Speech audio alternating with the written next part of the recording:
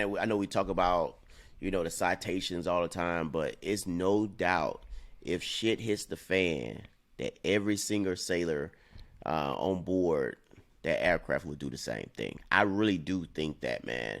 And I say that because hopefully we never be put in a position, to do anything like that. But I have confidence, man, that people will put their lives on the line, man. And I say that because we've been in fires, we've been in flooding, we've been in that stuff on board a ship. And I have seen people that I didn't even think that would be doing anything that'll get down there and help out when it's time is in the crunch, man. But it's different when I'm talking about a small leak, when I'm talking about a small trash can fire or whatever.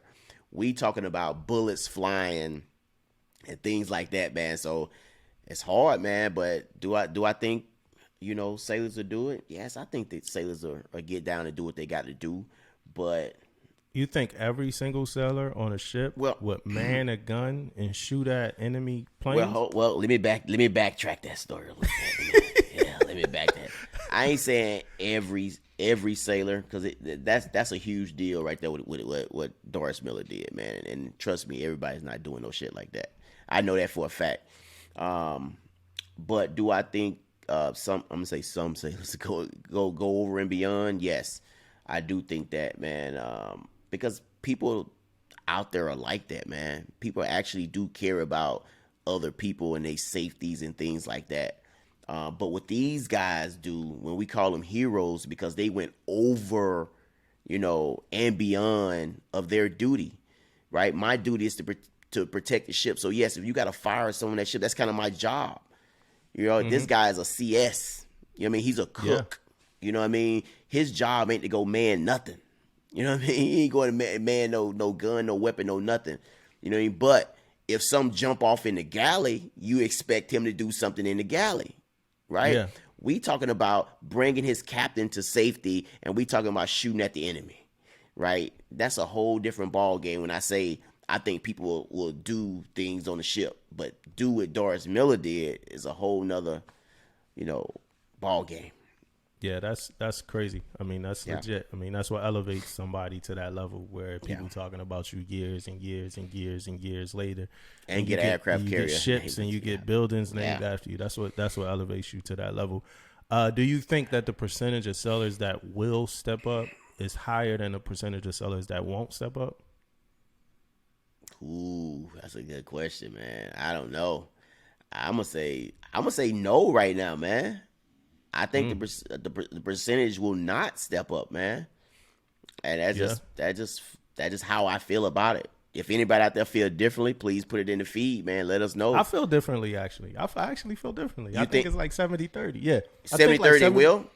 Yeah. I think like 70% of the people going to do their job. If it ain't 70-30, it's 65, 45, 60, 40, something like that. But it's like 65, 40. That can't be right. 65, 35.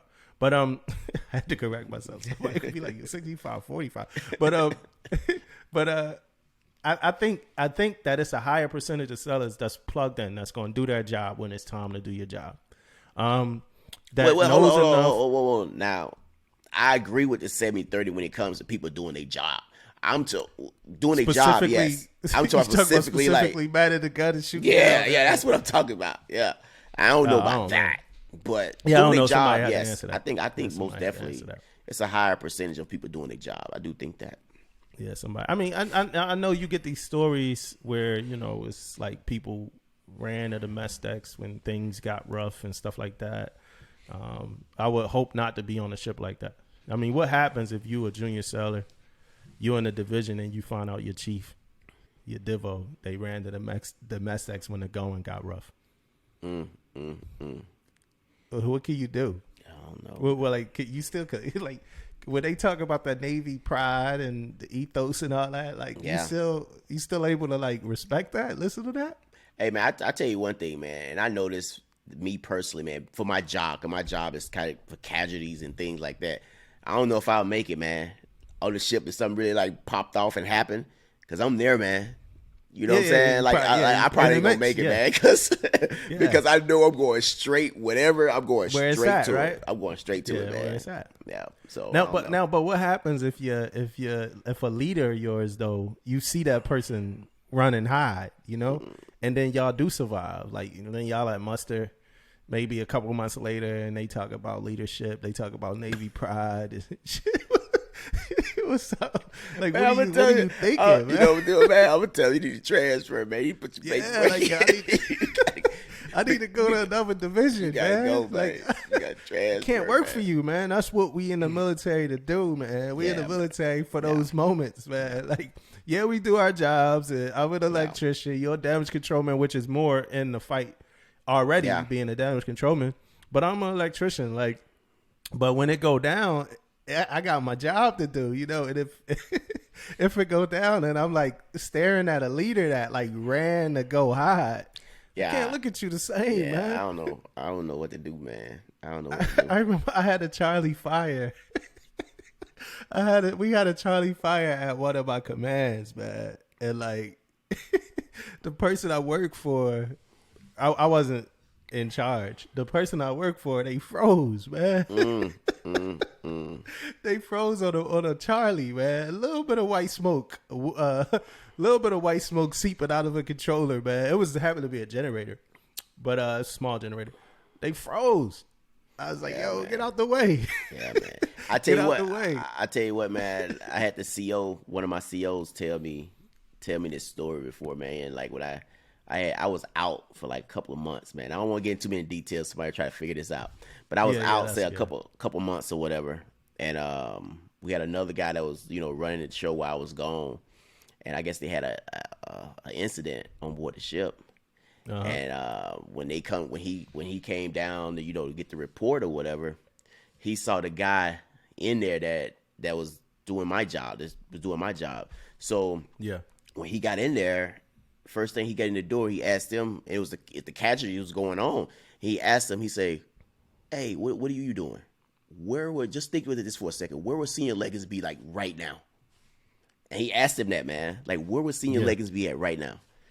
And the guy was in CCS, you know what I'm saying? Like, he was in there, you know, I guess waiting and listening and stuff. And he asked, like, where was senior Leggins? That bird's eye view, man. Yeah. That's what CCS for. Is man. Bird's eye view, baby. Yeah. Should I go or should I not go? Go look. I got 6 screens. Man, so, make sure we good. Yeah. We had an emergency underway on this on my first ship. We had an emergency underway, and me and my boy, actually my business partner, we were trained for like aft steering. So this was a long time ago. I was like EM3, EM2. We had an emergency underway, so we got to run down, you know, aft steering, get the ship ready to go. It was a couple officers down there with us, and this not a knock on officers. It's not a knock on JOs at all. But in that moment, they froze, man. The captain got over to one of them seas, cursing. He's like, we got to get the fuck underway. We got to get out of here. The shit was like slapping on the pier. It was like the wind's crazy. And we left like a third of the crew on the shore. But when we got down to steering, man, the JOs that was down there with us at the time, man, they forgot how to dial into the net.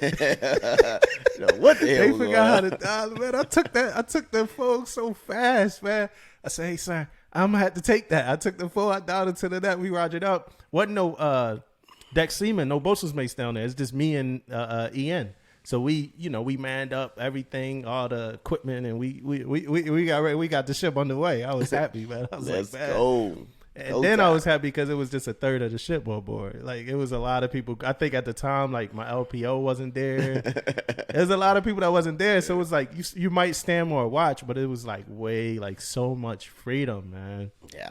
But things like that happen. You know what I'm saying? And you have to be ready. I've seen people freeze. I've seen people that you wouldn't expect to step up. So you got to be ready. A lot of people, I always see people from supply step up, actually. Oh, yeah. I'm going to give supply a little shout out. Hey, you know what else, though? While we talk about stepping up, man, hey, if you guys got any good stories out there with somebody who froze or somebody who stepped up, you know what I mean? Send us some information, man. Let us talk about it, man, because I know some people out there that done some great things out there, man. And I know some people out there that be like, what did he do?